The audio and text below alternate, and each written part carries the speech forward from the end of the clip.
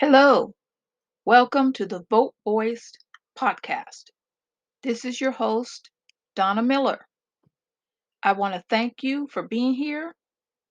Please share this podcast. I want you to know that Vote Voice is dedicated to voter education, voter registration, voter mobilization, and voter protection. We are a nonprofit. I want you to continue to help Vote Voice to engage voters. I want you to like us on Facebook. Follow us on Vote Voiced on Twitter, Instagram, and LinkedIn. Visit us at votevoiced.com. That's www.votevoice.com. And you can listen to Vote Voice wherever you listen to your podcasts, here on Anchor and Spotify. Well, first of all, I just want to say again, thank you to everyone for being here. Also, I want to acknowledge that 2021, a lot of people feel like 2021 has been a bad year. Um, well, we don't know what 2022 is going to be like. I'm optimistic and I'm going to say that it was a so-so year. The one thing is that we did not, so far, we haven't had any voter protection laws on the federal level. The Voting Rights Act passed. And today we're going to talk about voter suppression. It's the last time we talk about it in 2021, I hope. And on again in 2022, we are still fighting against voter suppression. Now, I know that everyone is tired. I acknowledge that. I acknowledge that. We're just not used to battling every single day for our right to vote. Our right to vote is not something that we should take lightly. It is a privilege that we should revel in, and there's plenty of people want to take that right and privilege away because my opinion is they have nothing to stand on. They're not offering you anything.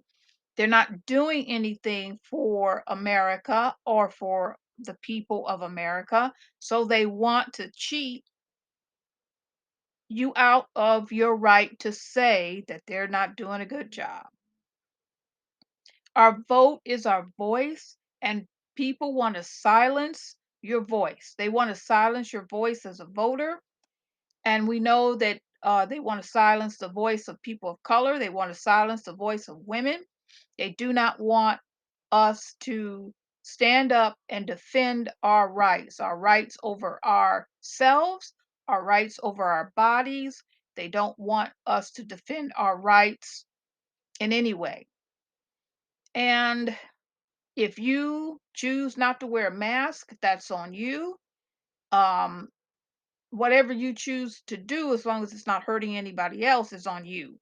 The problem I have with people not wearing masks is that if you're ill, you're going to pass that on to somebody else. So that's why we wear masks. And I know a lot of people are against wearing masks, but we wear masks because we want to protect the next person. Our voting rights is something that we can't afford to become exhausted about protecting. So we have 2022 coming up, and there's a lot to discuss about voter suppression. We still need to be aware of the fact that voter suppression is still exists, and there are people on the other side of voting, the people who want to take away your right to vote, everybody, okay, who are actively working, and they're hoping that they can exhaust us.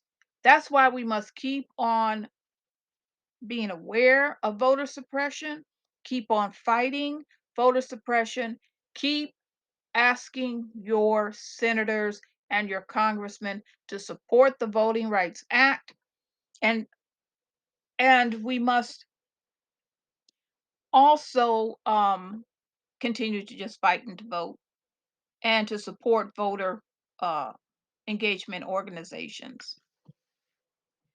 We want to talk about voter suppression, and we're going to talk about Arizona. Now, in Arizona, okay, um, the Ninth Circuit of Appeals have reversed a lower court decision that issued a ruling that upholds a law passed earlier this year that sets an election day deadline for voters to correct problems with a missing signature for the absentee ballot.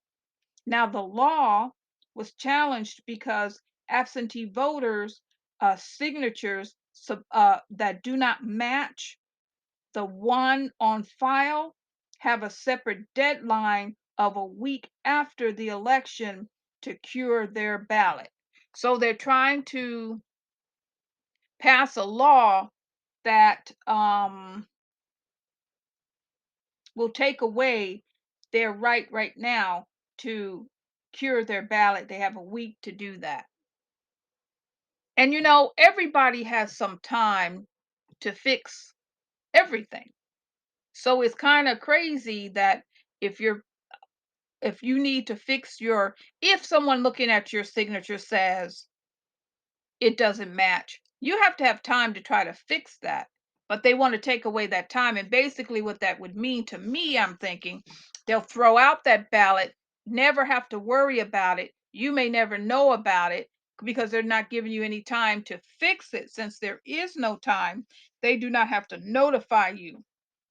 And there's a possibility that you will never know that your ballot was thrown out because someone didn't recognize the signature or didn't match. People's signatures do change for lots of reasons. So make sure you have to check and make sure your registration is up to date and correct. Now in Georgia, okay, oh my goodness, they're having such a problem. In Georgia, the fight just goes on. Okay. There is some challenges, to the restrictive voting law that they enacted in March in Georgia. Okay, now the lawsuits going ahead are trying to fight this Georgian restrictive law. We've talked about this before. There's plenty of podcasts talking about the Georgia law. There's plenty of newscasts talking about the Georgia law. But just to remind you, they're talking about stricter ID. You can't distribute food or water in the voters' waiting line. And I've also always said that what that means is that you can't even order Jimmy John's.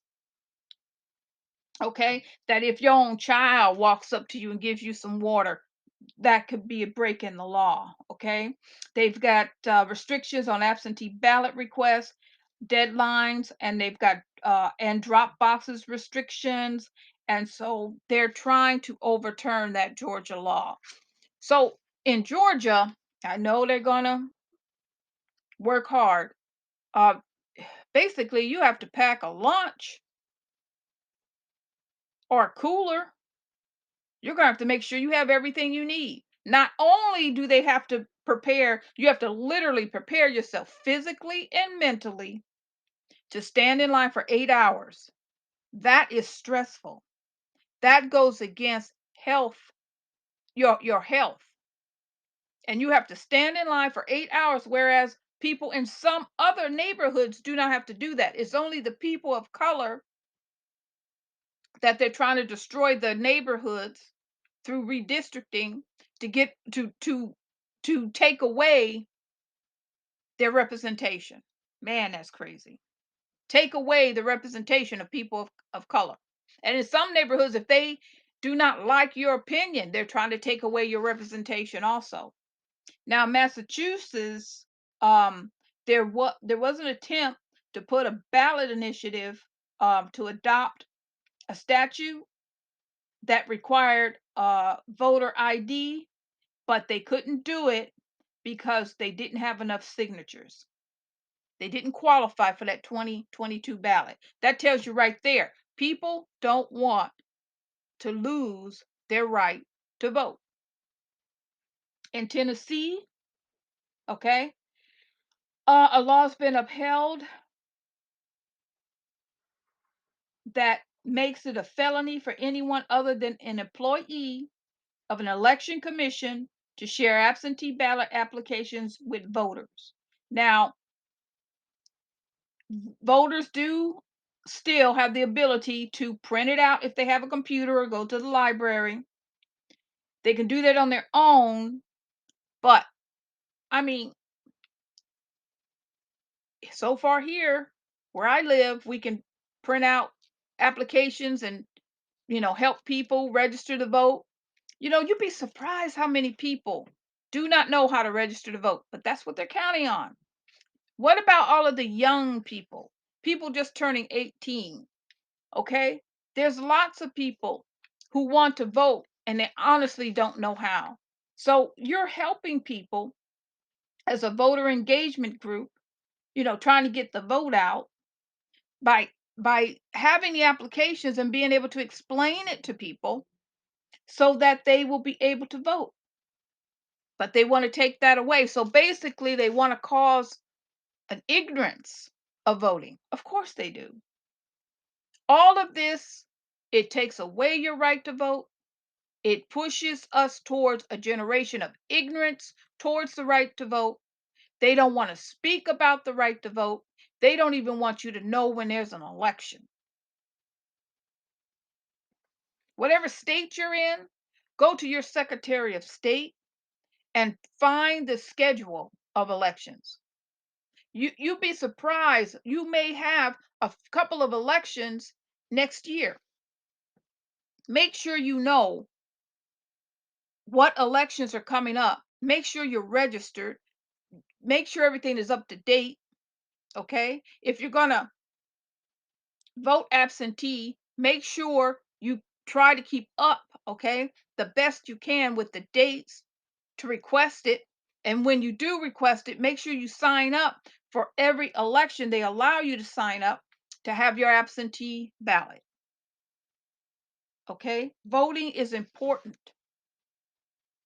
In Tennessee, okay, a law that was passed was upheld that makes it a felony. Oh, sorry. That's me. I'm doing the same thing. Okay, let's go to Utah. Oh my goodness. Utah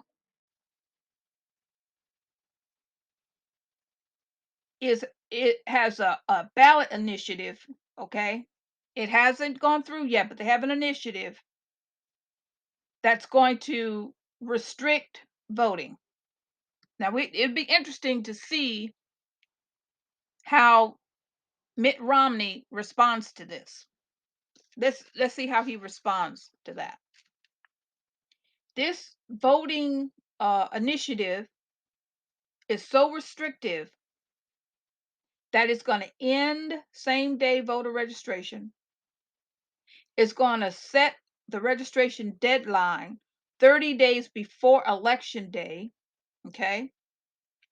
It's going to put a rule in that says if you move to a new address 30 days before election day, okay, you will not be allowed to vote at all. Basically, they're not going to allow you to vote at your current address or your former address. You know what? In this pandemic,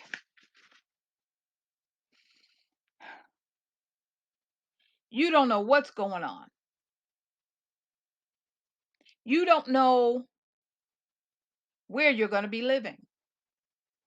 So basically, on top of everything else, okay, they're testing out a law that says if you move 30 days before an election, you won't be able to vote at all.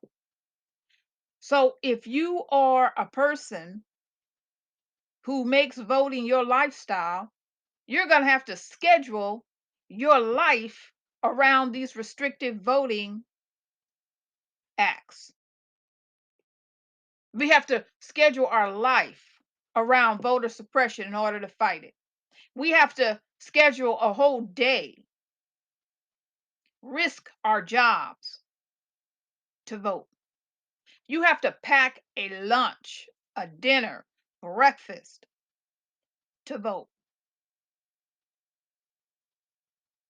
I don't even know what you do. I'm pretty sure. You know what? Next thing they're going to do, they're going to say you have to stand it up in line. You can't bring any chairs, and you won't be able to sit down in line, no matter how long you're standing in line.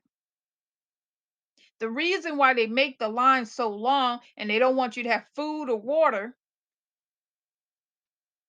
is because they're trying to do everything they can besides knocking you over the head with a stick as you are in voting line, and they have threatened to do just as much to keep you from voting. In Utah, they're going to abolish the in-person early voting. They're going to end the law allowing local governments to adopt ranked choice voting. They're going to make Utah's voter ID law much stricter by allowing state driver's license or ID cards and concealed weapons permit, but preventing you from using a passport, military ID, birth certificates, social security cards, tribal cards, or school IDs. So they're about to eliminate the American Indian, anybody else with a tribal card, from voting. So basically, you have a whole community of people who are going to have to, students, everyone. You know, in the this law in Utah, okay, it, it's so restrictive, it's crazy. Let's see if they have the signatures to put that on in 2022. We'll be keeping an eye on this Utah law to see if this initiative passes. In Virginia, okay, there's another fight against two voter suppression laws. One requires a full social security number instead of partial numbers to vote. Okay. And the second thing is that they're going to require officials to notify voters of a deficiency that could lead to a rejection of their mail ballots if the ballot was received the Friday before election, even though the ballot's postmarked by election day and received up to Friday after the election are valid.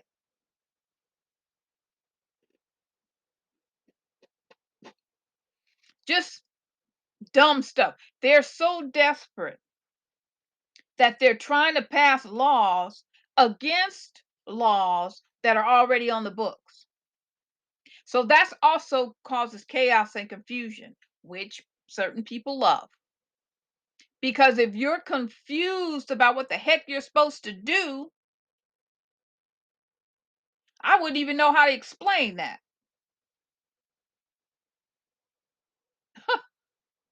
So even though you still have time to get your ballot in and your ballot is accepted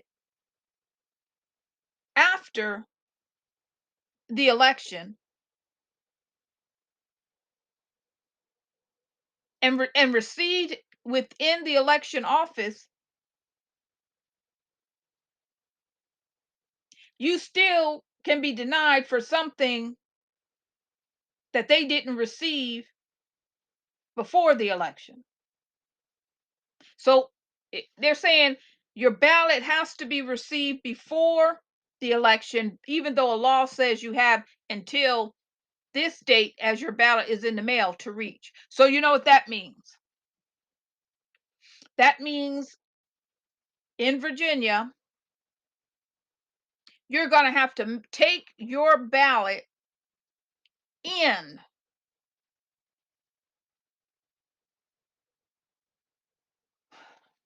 You're going to have to really watch it and make sure that you get everything. You sign it, whatever it takes. Make sure if you're living in Virginia that you tick every box because you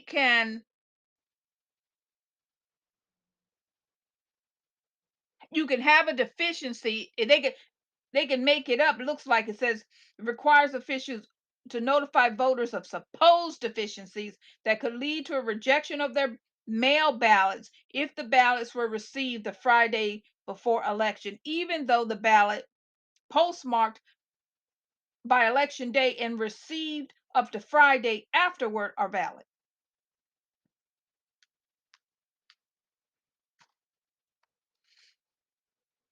Double talk is confusing.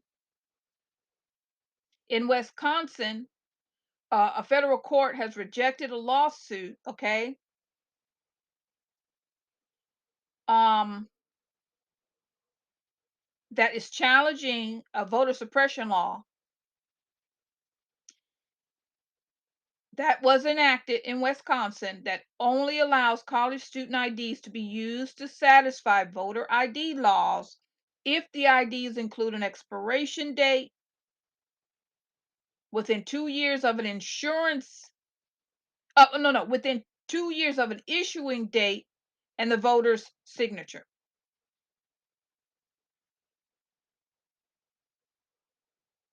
which there's some identification that doesn't do that. So they're saying that if the IDs include, says that student ID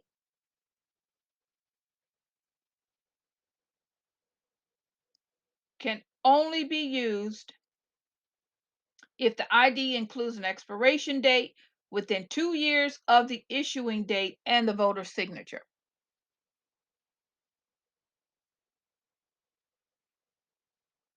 So if your ID has been issued for 4 years,